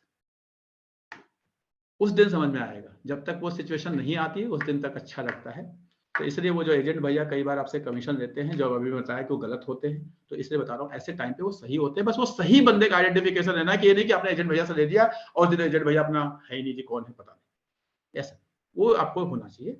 वही आपकी रिसर्च है, उस रिसर्च को आपको करना है, किस पे आपको फेथ रखना है, कौन आपका एक जैसे होता है ना, फैमिली डॉक्टर होता है, फैमिली फ्रेंड होता है, फैमिली एडवाइजर होता है, उसी तरह एक फैमिली एजेंट होता है जो आपको ऐसे सिचुएशन में पता है, सबको घर के बच्चों को पता है कि उस अंकल को फोन करना है, ये होना चाहिए, ठीक है। कोई डाउट हो यहां तक तो मुझसे आप पूछ सकते हैं, मेडिक्लेम तक नहीं। चलिए अब बात करते हैं घर। लेडीज के लिए थोड़ा सा बड़ा ही वैसा टॉपिक है, कई बार मैं कहता हूं तो कहते हैं क्या सर आप, इमोशंस होता है, घर इज ऑल अबाउट इमोशंस। देखिए पहला शर्त कि घर कब खरीदें। रूल तो ये कहता है कि घर उस दिन खरीदे जिस दिन आपको लोन ना लेना पड़े। रूल ये कहता है कि घर आपको उस दिन, अगर आप फाइनेंशियली बहुत अच्छे तो घर उस दिन खरीदे जिस दिन आपको लोन। अब आप कहेंगे सर लोन कब नहीं देना पड़ेगा। 30% वाला पैसे आपको टच नहीं करना, ध्यान रखिएगा। 30% आपने सेविंग की है, टच नहीं करना। 20% आप अपने वांट के लिए रख, आपको है, आपने आईफोन नहीं खरीदा, सेव करते जा रहे हो, घूमने नहीं गए या घूमने गए फिर भी बच रहा है, तो आप उसको सेव करते जाइए, घर होगा। एक आगे बढ़ते हैं, फिर आगे बढ़ते हैं कि नहीं जी नीड्स में से भी बच रहे हैं। नहीं जी मेरा तो आपने कहा था 50% नीड पे खर्च कर सकते हैं, मेरा तो 20% में ही काम चल रहा है, 25% में काम हो रहा है, डिपेंडिंग अपॉन योर सैलरी, उसमें से बच रहे हैं। तो उसमें से अगर आपके पास इतने पैसे हो जाते हैं कि आप घर खरीद सकते हैं, तो आप घर खरीद लीजिए जब खरीद सकते हैं। क्लियर है बात। दूसरा, क्या सर लोन पे खरीद सकते हैं? कंसेप्चुअली नहीं खरीदना चाहिए, लेकिन फिर भी अगर इमोशन से रहने वाला घर, आई am not talking about investment, investment के लिए कोई भी प्रॉपर्टी नहीं होती, ठीक है। रहने वाला घर आप लोन पे भी तब खरीद सकते हैं, ध्यान रखिएगा, लोन पे भी तब खरीद सकते हैं जिस दिन आप उसकी ईएमआई उसकी ईएमआई अपनी सेविंग वाले पैसे से आपको ना देना पड़े। सेविंग कितनी है? आपकी इनकम का 30%। आप ये देखिए, आपने घर खरीदना, आपको लगता है नहीं जी मेरा तो इमोशंस है, ये है, मुझे तो रहना होता है, कोई बड़ी बात नहीं है, वही आपकी वांट है, घर ही आपकी वांट हो सकती है। नहीं जी मेरे पास आईफोन मेरी वांट नहीं है, शिमला घूमना मेरी वांट नहीं है, मेरा घर ही वांट है, करते हैं, कोई दिक्कत नहीं। तो क्या 20% जो आप वांट पे खर्च करते हैं उससे ईएमआई हो जाए, या नीड का जो पैसा बच रहा है उससे ईएमआई हो जाए?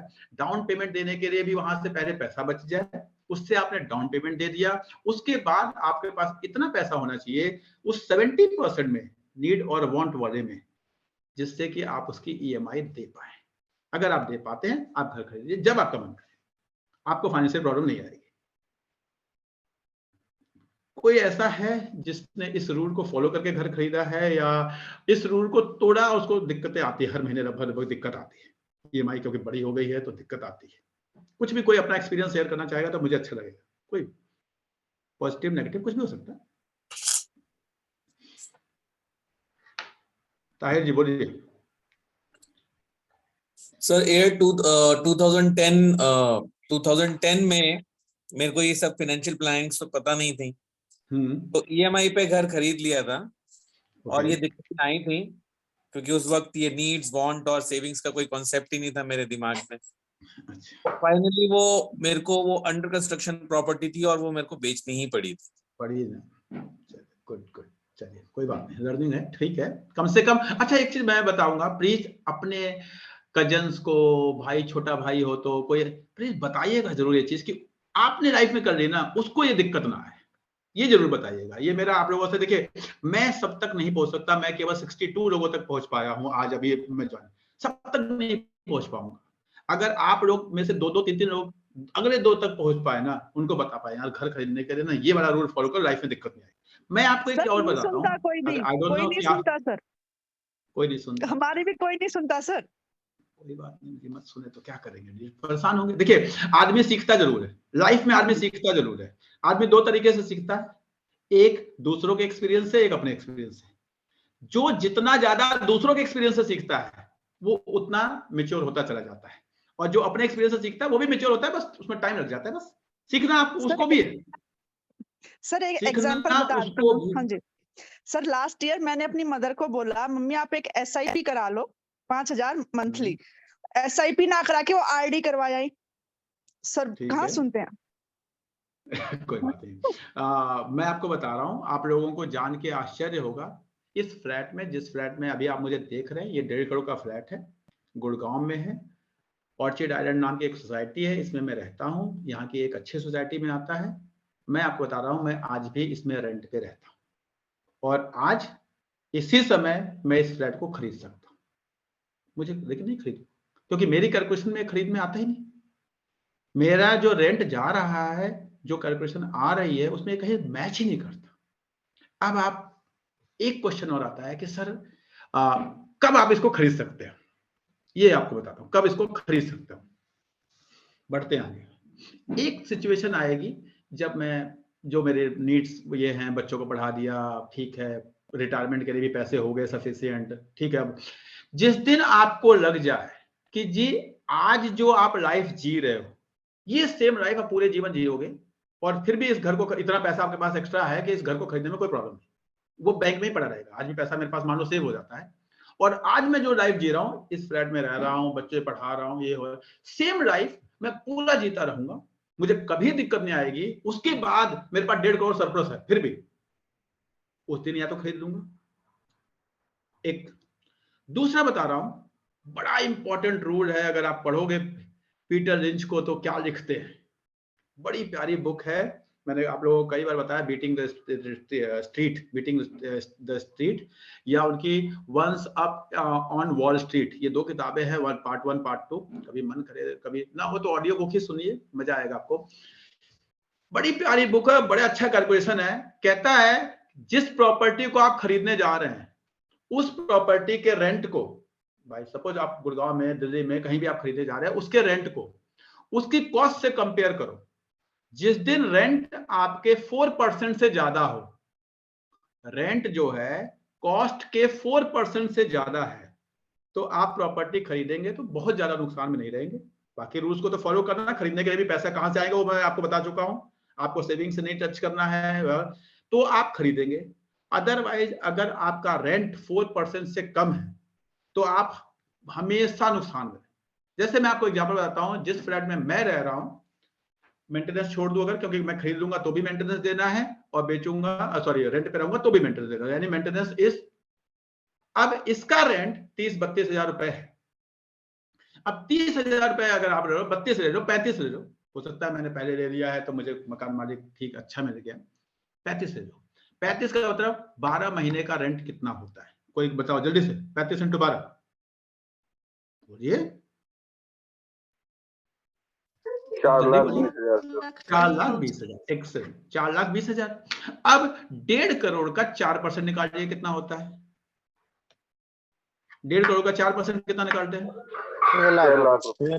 6 लाख। क्या रेंट 4% से ज्यादा है? क्या रेंट 4% से ज्यादा है?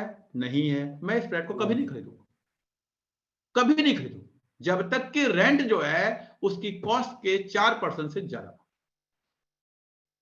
बिकॉज वो मेरा हमेशा। और आप कैलकुलेट करके देखना, आप मुझे बता देना आपने कोई प्रॉपर्टी खरीदी हो और आप उसमें प्रॉफिट में हो तो कोई, मैं सुनना चाहूंगा कोई भी हो।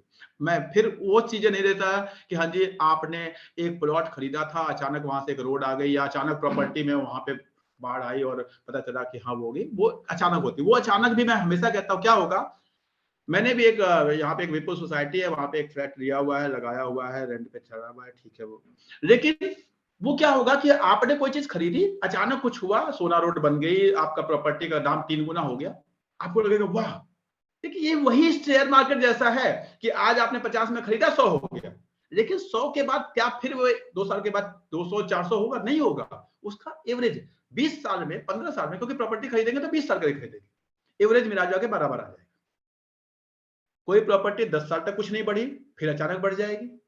कोई प्रॉपर्टी हर साल 2% 3% बढ़ती गई, और कोई प्रॉपर्टी अचानक डबल हो गई लेकिन उसके बाद फिर अगले 20 साल तक कुछ नहीं बढ़ी, यानी एवरेज मिला जुला के बराबर आ जाएगा। तो इसलिए आपको कई बार ऐसा लगेगा नहीं यार वो खरीदा था ऐसा हो गया, 20 साल का एवरेज निकाल के देखो, अपने आप समझ में आ जाए। इंडिया में रेजिडेंशियल प्रॉपर्टी में जो रिटर्न है, रेंटल रिटर्न की बात करते हैं तो एवरेज 2% है एवरेज, और एप्रिसिएशन एवरेज वो 7 से 8% है। एवरेज की मैं बात कर रहा हूं, कहीं वो फिर भी, और आप कहेंगे कि नहीं सर यहाँ 25% है, वो 25% आपको 1 साल होगा, 2 साल होगा, 3 साल होगा, 4 साल होगा, उसके बाद अगले 15 साल पता चलेगा कि नॉर्मल हो गया।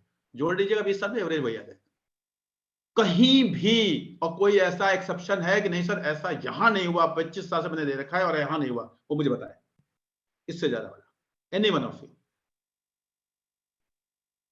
क्योंकि हम केवल उस समय देखा, अरे यार मेरे फ्रेंड ने वहां लिया था, वहां ऐसा हो गया, वो गोल्फ कोर्स रोड पे लिया था, लाख रुपए का था, अब तो 5 लाख का हो गया। अरे हो गया अगले साल 5 लाख, मैं मान रहा हूं आपका 5 लाख हो गया, एकदम सही है। उसे 20 साल और रखने तो अपने आप पता चल जाएगा आपको एवरेज क्या मिलता है। ऐसा नहीं होगा ना कि आपकी किस्मत जब वो 1 लाख का था तभी आप एंटर कर गए, जब 5 लाख का था तभी आप बेच गए, फिर अब वो 5 लाख लेके अब दूसरी प्रॉपर्टी में चले गए, फिर वो 25 लाख का अगले रहा। क्या आपको लगता है आपकी किस्मत इतनी अच्छी है? आपको ऐसा लगता है कि आप इतने इंटेलिजेंट हो? मैं तो नहीं हूं।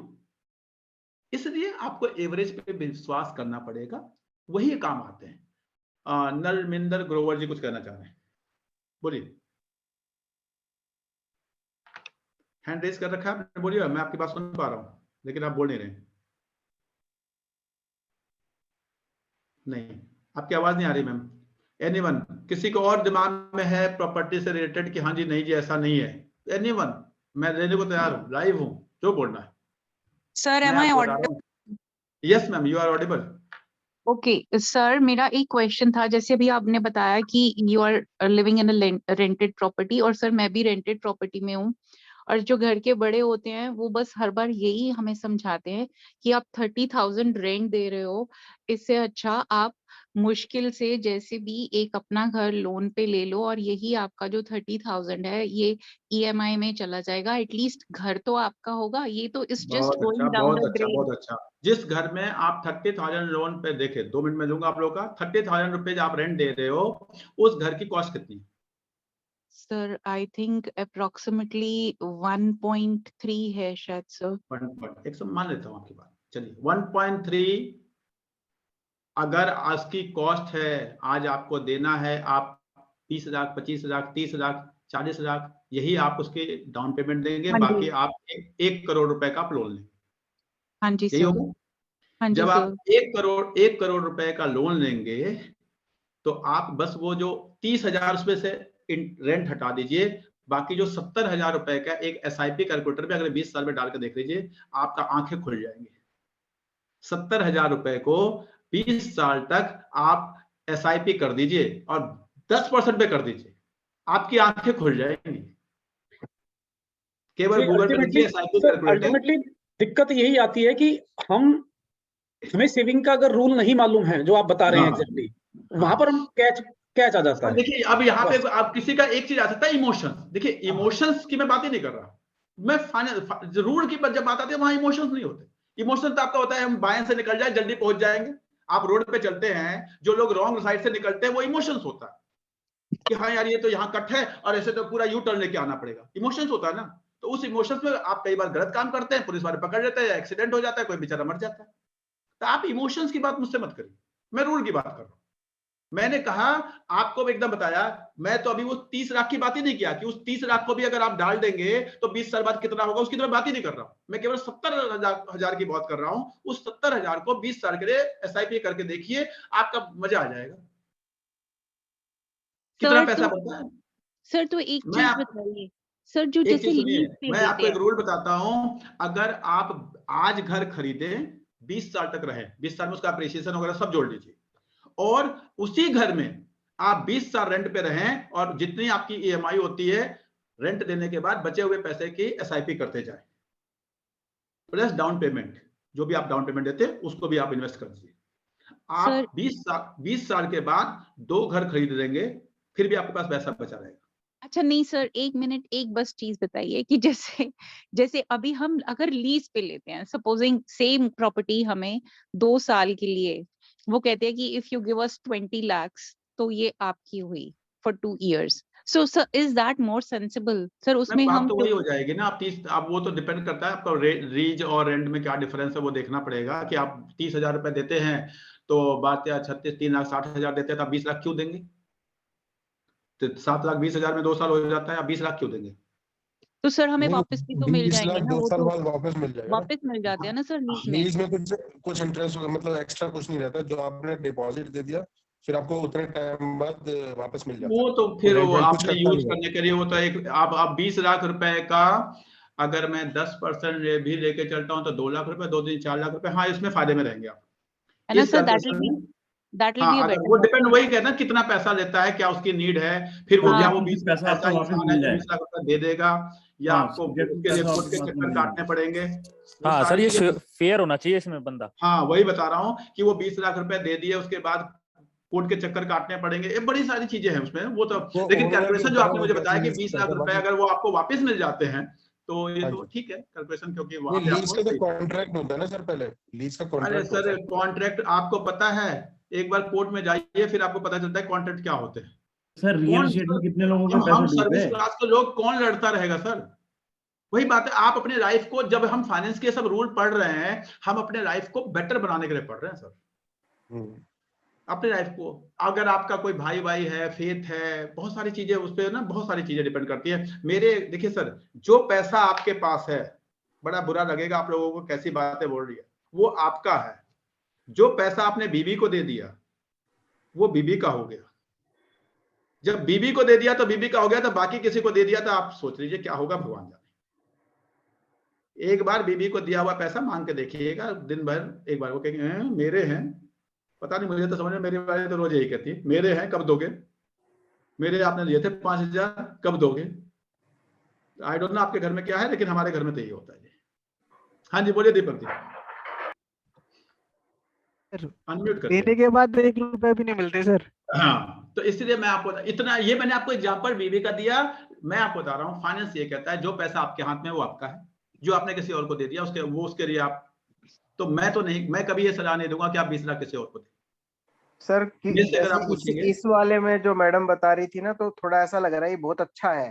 तो हाँ बहुत ये अच्छी अगर कोई चीज है ना, तो बस सर वो फिर खराब ही होती है अल्टीमेटली लास्ट हाँ, में। जब आप, क्योंकि ये जो कैलकुलेशन है इसमें सीधे सीधे आपको आधे का फायदा हो रहा है, तो और जब क्यों ऐसा होगा? ऐसी सिचुएशन आती है तो उसमें जनरली कहीं ना कहीं कुछ ना कुछ ऐसा होता है कि बाद में आप परेशान हो जाएंगे। लास्ट में सर वो ये देगा 20 ना लाख है, ये सर तो ऐसा। बहुत बड़ी अमाउंट है। लोग हाँ। आज कमेटी वाले लोग, कितने इंसिडेंट होते हैं, वो अरे कमेटी सर मैं आपको बता रहा हूँ, करोड़ों का गैप कर सर जाती है। बट अगर आपके पास पोजेशन है तो फिर मतलब उसमें क्या है, आप तो रह रहे हो घर पोजीशन में। आपके पास है तो वो तो इलीगल है ना, 2 साल का आपने किया है, पोजीशन है, पता नहीं क्या होगा, वो उसने उस मकान को बेच दिया, पोजीशन है आपके पास, आपको आप पेपर तो उसी के पास है ना।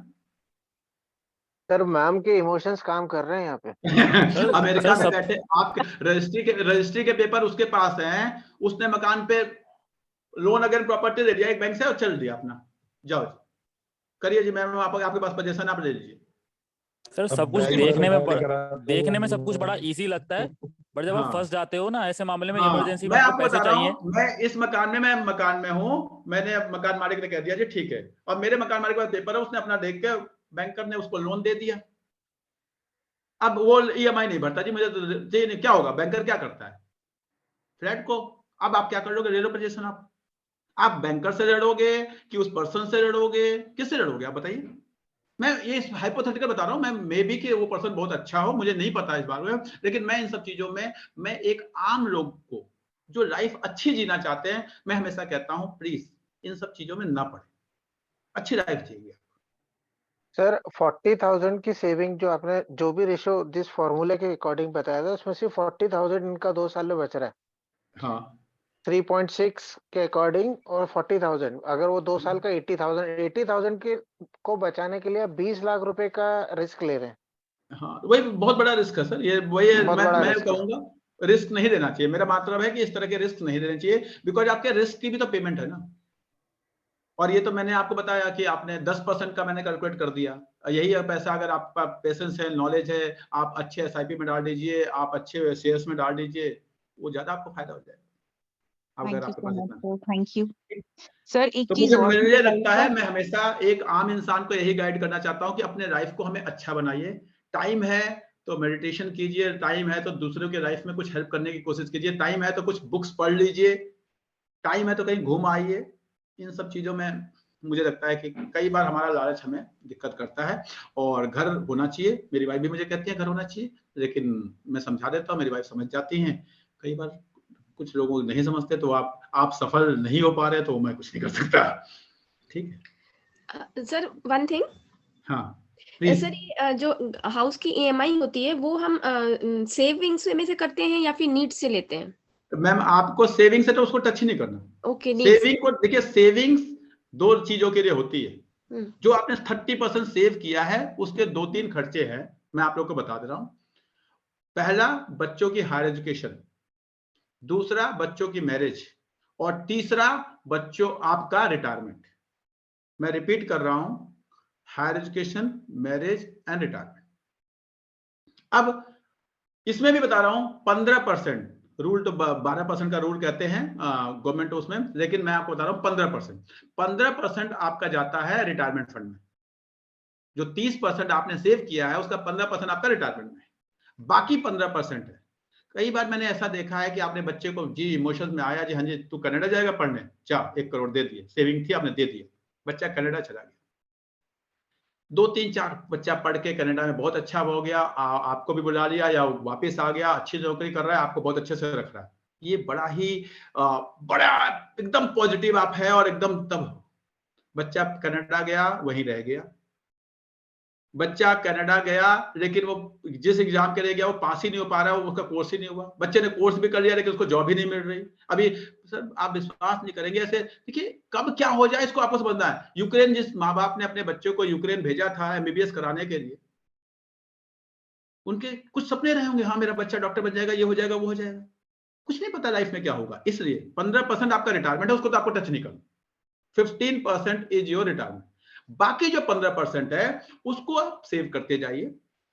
जब 20-25 साल में, क्योंकि जनरली आप जॉब रखते हैं उसके 25 साल बाद जनरली जो आपका बच्चा जो कॉलेज में जाता है वो कम से कम 18-19-20 साल का बच्चा, जो हायर एजुकेशन वाली बात मैं बात कर रहा हूँ। नाउ स्कूल वगैरह की जो फीस है वो आपकी वांट इसमें नीड में से जाती है। मैं आपको क्लियर बता रहा हूँ, स्कूल की फीस जो है आपके नीड में से जाती है। अगर आपके स्कूल की फीस सेविंग में से जा रही है, यानी आपने अपने स्टेटस से बड़ा स्कूल ले रखा है, उससे कोई फायदा नहीं होने वाला। आप ये सोचे कि नहीं जी मैं ये हूं और मैंने अपने बच्चों को इस वाले स्कूल में पढ़ा दिया है तो इससे कुछ होने, कुछ नहीं होगा। क्योंकि लर्निंग में बहुत सारी चीजें मैटर करती हैं। पता चला आप फीस बहुत देते हैं लेकिन आपको उसको वो एनवायरनमेंट नहीं दे पा रहे हैं, घर में रोज किचकिच हो रही है, पैसे की वो प्रॉब्लम हो रही है, तो वो उससे उसकी लर्निंग नहीं होगी। तो आपको स्कूल वही मेंटेन करना है जो आपके नीड्स वाले पैसे से हो जाए। अब जो 15% आपने बच्चे की हायर एजुकेशन एंड मैरिज के लिए रखा है, तो उसमें क्या होता है, अगर बच्चा आपका मान लो मेडिसिन में चला गया, पढ़ने लगा, आपने एमबीबीएस में खर्च कर दिए, उस केस में पता चलेगा कि मैरिज में खर्चा लगेगा ही नहीं, क्योंकि आपका बच्चा इतना अच्छा हो गया कि कोई दहेज वहेज ये वो का कंसेप्ट नहीं है। बच्चे पढ़े लिखे हैं, उनको भी पता है नहीं जी हम कहीं जाके अच्छे से शादी कर लेंगे, क्यों खर्च करना है इतना। या वो 1-2 साल 3 साल जॉब करता है, खुद सेविंग करता है, उसके बाद अच्छी शादी करता है।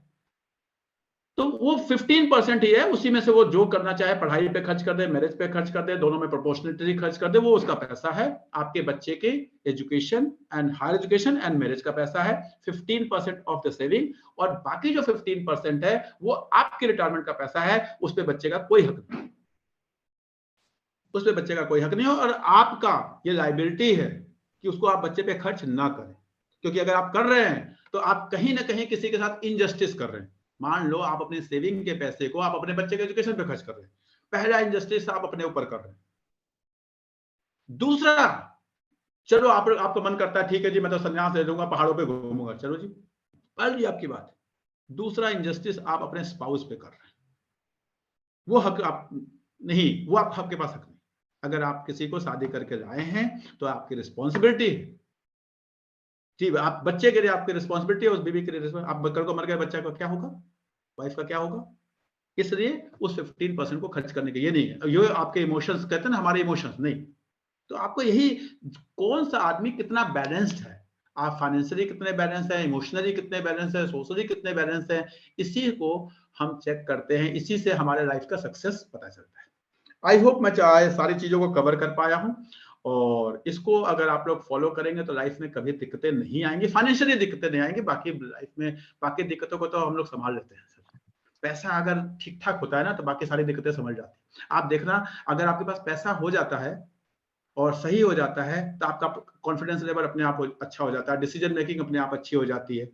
अफराद नहीं, मैं फिर बता रहा हूं, मैंने वर्ड यूज किया, सही पैसा हो जाता है। अफराद हो जाता है तो सब कुछ गड़बड़ हो जाता है। मैंने अफराद पैसे की बातें नहीं करता, सही पैसा उतना जिससे लाइफ हमारी सही चले। कोई क्वेश्चन हो तो मैं 1-2 लेना चाहूंगा आप लोगों का, अदरवाइज फिर हम इसको क्लोज करेंगे। सर बेटर ये होगा, सबसे पहले मैं if any one of you wants to give any feedback of the session, and then किसी को हैंड रेज करके किसी को कुछ बोलना हो तो। नो, अच्छा हाँ जी त्विषा बताइए। सर मेरी तो नई जॉब लगी, मेरे लिए तो बहुत ज्यादा इम्पोर्टेंट था। अगर आपके एज में इन लोगों को या मुझे किसी ने बता दिया होता तो हमारे लिए बहुत अच्छा होता। कितने लोग कहते हैं इस बात को? Any one of you? सारे कहेंगे सर। बिल्कुल सही कह रहे हैं सर आप। सही कह रहे हैं सर, बिल्कुल सही कह रहे हैं। वेरी। दीपिका वडेरा जी कुछ कहना चाह रहे हैं। दीपिका जी वडेरा जी बताइए। दीपिका वडेरा प्लीज, अनम्यूट करना पड़ेगा आपको तभी आप बोल पाएंगे। नहीं, ठीक है, आप किसी की कोई क्वेरी है तो आप पूछ सकते हैं। सर एक क्वेरी है रिगार्डिंग एसआईपी के। हाँ, जैसे एसआईपी चल रही होती है और उसमें मतलब जो मार्जिन होता है वो काफी कम दिखाता है, तो क्या ऐसे समय पे एसआईपी स्विच करनी चाहिए कि हमें कंटिन्यू करनी चाहिए? देखिए, आपको एसआईपी 3 साल के बाद पहले तो देखनी है, उससे पहले तो देखनी है। जब भी आप एसआईपी में पैसे डाल रहे हैं तो पहले क्या उसको 3 साल हो गया है कि नहीं, 3 साल के बाद रिव्यू करना। क्या होता है एसआईपी में भी, शेयर फंड मैनेजर जो है शेयर में पैसा लगा रहा है। आपको पता है कि अब जो है आपके प्राइवेट बैंक्स है, कमर्शियल, वो अभी बढ़े नहीं है, और जो पब्लिक सेक्टर बैंक है वो बहुत तेजी से बढ़ गए। तो जो बहुत तेजी से बढ़ गए तो वो आपको देखेगा इसका रिटर्न, अगर कोई fund manager public sector bank में पैसा लगाया, एसबीआई में, उसका फंड बहुत ऊपर चला गया होगा, और किसी ने एचडीएफसी में लगाया होगा वो वही होगा। आपको लगेगा एचडीएफसी वाला खराब है, मैं इस बारे में शिफ्ट हो जाता हूँ, आप उसमें शिफ्ट होंगे। अब अगले 3 साल में क्या होगा, अगले साल क्या होगा, क्योंकि ये शेयर्स बढ़े नहीं है, तो इसके बाद आप बढ़ना शुरू हो जाएगा और उसके बाद वही रहेगा। तो आप देखेंगे, आप स्विच करेंगे तो कहेंगे जिस फंड में मैंने लगाया यही नहीं बढ़ता, दूसरा वाला बढ़ता है। तो जब भी आप रिटर्न देख के, मैं रिपीट कर रहा हूं, जब भी आप रिटर्न देख के म्यूचुअल फंड में पैसा लगाएंगे तो हमेशा आपके साथ यही होगा कि जिसमें आप पैसा लगाएंगे वो म्यूचुअल फंड नहीं बढ़ेगा और दूसरा वाला बढ़ेगा। क्या किसी के साथ ऐसा हुआ है कि हाँ यार रिटर्न देखा इसका अच्छा था और उसके बाद पता चला कि यार हमारा तो नहीं बढ़ रहा, दूसरों वालों को बढ़ रहा है? कोई नहीं है सर। चलिए, वेरी गुड। तो प्लीज रिटर्न देखकर नहीं लगाना है हमें म्यूचुअल फंड में क्या क्या चीजें देखते हैं, कैसे शार्प रेशियो देखते हैं, कैसे चीजें देखते हैं। मैंने आप लोगों को बहुत स्टैंडर्ड डेविएशन देखते हैं, बीटा देखते हैं, अल्फा देखते हैं, इसके ऊपर मैंने वीडियो भी बनाई हुई है, इसके ऊपर मैंने क्लासेस भी दी हुई हैं, ठीक है। तो इसलिए सर दुर्गेश जी ऐसा नहीं करना है, ठीक है। Next question, next question. Sir एक क्वेश्चन है मेरा। हाँ जी नरेश जी बताइए। सर एक आपने रूल बताया था, आई थिंक 200 DMA। हाँ, शेयर कब खरीदते हैं, कैसे खरीदते हैं, हम शेयर की क्लास में लेंगे। इससे रिलेटेड कुछ बात करते हैं सर। आज की क्लास रिलेटेड शेयर की क्लास होगा तो जरूर बताऊंगा, आपको दोबारा बता दूंगा। सर एक चीज पूछनी थी। आपने एक बार बताया था और मेरा ना कनेक्शन चला गया था। That was a very important lesson आपने दिया था कि किस तरह से हमें टैक्स सेविंग जो है वो शो कर सकते हैं without really blocking our money. So sir मैंने आप लोगों को बताया था, कोई भी एक ERSS फंड लीजिए, उसमें 3 साल तक SIP कीजिए और अगले 3 साल से SWP फॉर्म भर दीजिए। मैं रिपीट कर रहा हूं, जैसे अभी त्विषा की जॉब लगी, त्विषा जो है इसी साल से 10,000 रुपए महीने का SIP करना शुरू कर दे। ERSS फंड में करीब 1.5 लाख रुपए इसके हो जाएंगे, क्योंकि कुछ PF कटेगा, 1,20,000 ये हो जाएंगे।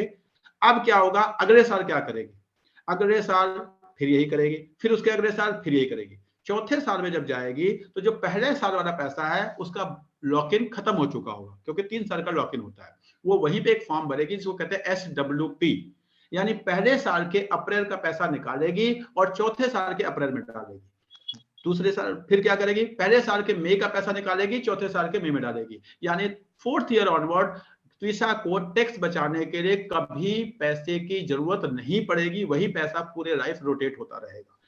अगर आपको ये वैलिड है सर, ये मानेंगे क्या इनकम टैक्स पर्पस के लिए? बिकॉज वो पैसा तो हमारी तरफ से नहीं जा रहा है, वो तो रोल हो रहा है। उनको ये कैसे पता चलेगा कहीं और से आपका पैसा कहीं से आ रहा है? तो आपको उनको क्या पता चलेगा? वैसे आपको बताए मालूमेंगे, क्योंकि ये लॉक इन उसका 3 साल का ही होता है, ये एकदम वैलिड है और मैं पिछले 15 साल से यही करता हूँ। सर तो स्टेटमेंट में तो SWP दिखेगा ना? मैम कैसे दिखेगा SWP? बैंक स्टेटमेंट की बात कर रही हैं आप? नहीं, SIP की स्टेटमेंट से, म्यूचुअल फंड SIP के स्टेटमेंट में SWP नहीं दिखेगा, पहली बात तो। दूसरी बात, आपके बैंक में दिखेगा, आपके बैंक में दिखेगा तो उससे क्या होगा, पैसा आ रहा है पैसा जा रहा है, उससे पहली बात इलीगल नहीं है, कुछ आप इलीगल नहीं कर रही। 3 साल की जो लॉगिन था ना, आप ये कहेंगे जी मेरा PF 15 साल का था निकाल लिया, उसको मैं डाल दिया, तो मानेंगे? क्यों नहीं मानेंगे जी? उस लॉगिन के पहले नहीं निकालना होता, लॉगिन के बाद आप निकाल सकते हैं, ठीक है। Thank you sir, thank you so much. हाँ, एनी अदर क्वेश्चन? सर अगर कोई मतलब ऐसा बंदा है जिसको कुछ भी नहीं पता फाइनेंशियल का, और अगर वो बंदा एक सजेशन करता है कि सर हमें SIP करनी है, हाँ। तो उसके लिए क्या पैरामीटर होगा जिससे वो एक अच्छी SIP चुन सके? उसे निफ्टी ETF खरीदना है। Nifty ETF sir?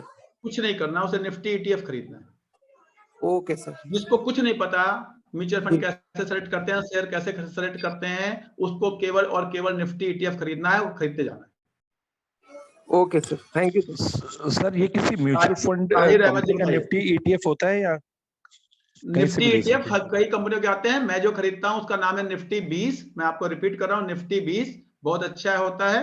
मैं इसी को कई सालों से खरीद रहा हूं और बहुत अच्छा। ये तो सर शेयर मार्केट में ओपन ले सकते हैं? हाँ जी, शेयर मार्केट में ले सकते हैं। तो निफ्टी 20 मैंने इन्वेस्ट किया। हाँ, जैसे आप कोई शेयर खरीदते हैं वैसे ही आप निफ्टी 20 खरीदते हैं। नहीं, निफ्टी 20 ओपन जैसे शेयर मार्केट से ही लेना होगा तो? हाँ, वैसे ही लेना होता है एकदम। हाँ, मैंने लिया। हर इंसान को अपनी पहली सेविंग इक्विटी की निफ्टी 20 से शुरू करना चाहिए। मतलब निफ्टी ETF से मैं 20 वर्ड इसलिए यूज कर रहा हूँ, वो एक कंपनी स्पेसिफिक का है। मैं स्पेसिफिक कंपनी का कोई प्रमोट नहीं करना चाहता। मैं हमेशा कहता हूँ आपको जिस कंपनी का मन करे सबका, क्योंकि निफ्टी 20 का रिटर्न बराबर सबका सही है। किसी का 0.001% का कहीं डिफरेंस आता है थोड़ा सा, और बाकी कुछ नहीं आता। तो इसलिए निफ्टी खरीदिए, कुछ ना समझ में आया तो निफ्टी खरीदिए। हाँ जी, ताहिर अहमद जी बताइए। सर कितने mutual funds at a time चलाने चाहिए? 4। एक लार्ज कैप, एक मिड कैप, एक स्मॉल कैप और एक आपके पास मल्टी कैप या ERSS कर लो। मैं रिपीट कर रहा हूँ, एक लार्ज कैप, एक मिड कैप, एक स्मॉल कैप, एक मल्टी कैप और या ERSS, जो भी मन करे। 4 की जगह मैक्सिमम मान लो एक मल्टी कैप भी ले लिया, एक ERSS, मतलब 5 इज द मैक्सिमम हो जाए। Large cap, mid cap, multi cap, ERSS और आपका स्मॉल कैप, काम खत्म। ये मैक्सिमम, अगर इसके ज्यादा है तो आप इतने डाइवर्सिफाइड हैं कि आपका रिटर्न सही नहीं बनेगा। क्या सर सेक्टोरियल फंड चलाने चाहिए कि नहीं? जैसे फॉर एग्जांपल बिल्कुल नहीं, सेक्टोरियल फंड कभी नहीं लेना चाहिए। सेक्टोरियल फंड होते क्या, मैं बता रहा हूँ। सेक्टोरियल यानी टेक्नोलॉजी फंड ले लिया आपने, मेटल फंड ले लिया, बैंकिंग फंड ले लिया, होगा क्या? टेक्नोलॉजी एक टाइम पे बढ़ती है, दूसरे टाइम पे मेटल बढ़ता होगा, तीसरे टाइम पे आपका बैंकिंग बढ़ना शुरू हो जाएगा। होगा क्या? क्योंकि आप म्यूचुअल फंड लेते हैं 15 साल के लिए, 3 साल तक टेक्नोलॉजी बढ़ेगी, उसके बाद टेक्नोलॉजी वहीं कहीं रह जाएगी, फिर पता चलेगा मेटल बढ़ना शुरू हो गया, उसके बाद बैंक। अब या तो आपके पास इतनी नॉलेज है कि जब आपको पता है टेक्नोलॉजी ही बढ़ने वाली है तो आपने टेक्नोलॉजी फंड ले लिया, उसके बाद 3 साल बाद 4 साल बाद आपको लगा टेक्नोलॉजी नहीं बढ़ेगा। इतना नहीं होता सर, प्लीज अपने आप को इतना इंटेलिजेंट नहीं समझना, मैं तो नहीं समझता। सेक्टोरियल फंड 20 साल में हमेशा जनरल फंड से कम रिटर्न देते हैं। मैं रिपीट कर रहा हूं, कोई भी सेक्टोरियल फंड कोई बता दे मुझे, 15 साल का टेक रिकॉर्ड, 18 साल का, कोई sectoral fund will give you lesser return as compare to general fund in 15-20 years. होता क्या है, 3 साल आप देखते हैं क्या होता है, कोई सेक्टर एक टाइम पे चलता है। अभी आज पिछले 2 साल पहले देखेंगे टेक्नोलॉजी फंड ने क्या रिटर्न दिए थे, सबने टेक्नोलॉजी फंड में SIP कर दिया, सबने कर दिया। अब पता चला टेक्नोलॉजी फंड नहीं चल रहे, अब देख रहे हैं तो पता चला PSU फंड बहुत तेजी से रिटर्न, अब सब लोग PSU फंड लेना शुरू करोगे, फिर जब तक आप लोगे तब तक वो चलना बंद हो जाएगा। तो प्लीज ऐसी गलतियां नहीं करना। ये सब बहुत ठीक है, फंड मैनेजर को भी तो पैसे कमाने हैं। तो सर बंद कर देना चाहिए, मतलब अभी कोई भी टेक्नोलॉजी फंड लेना ही बंद क्यों करना सर? लिया क्यों? मुझसे जब मेरे आपसे पहले आप अटेंड कर रहे हैं उसके बाद भी लिया हुआ है। जुड़े नहीं थे ना सर सब।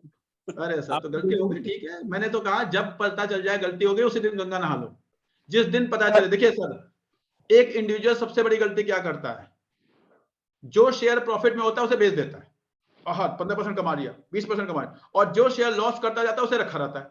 सबसे बड़ी गलती ये एक इंडिविजुअल की सबसे बड़ी गलती होती है।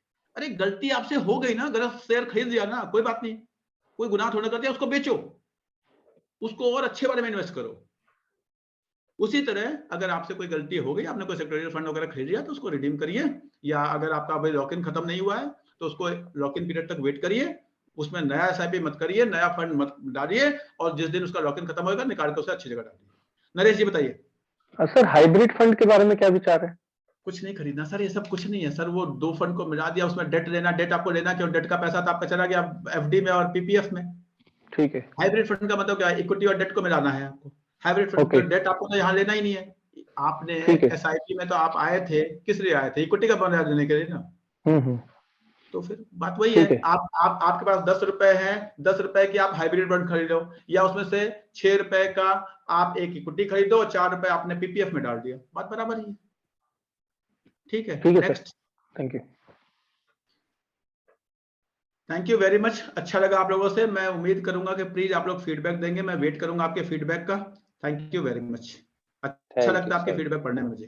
Thank you so much. Thank you sir.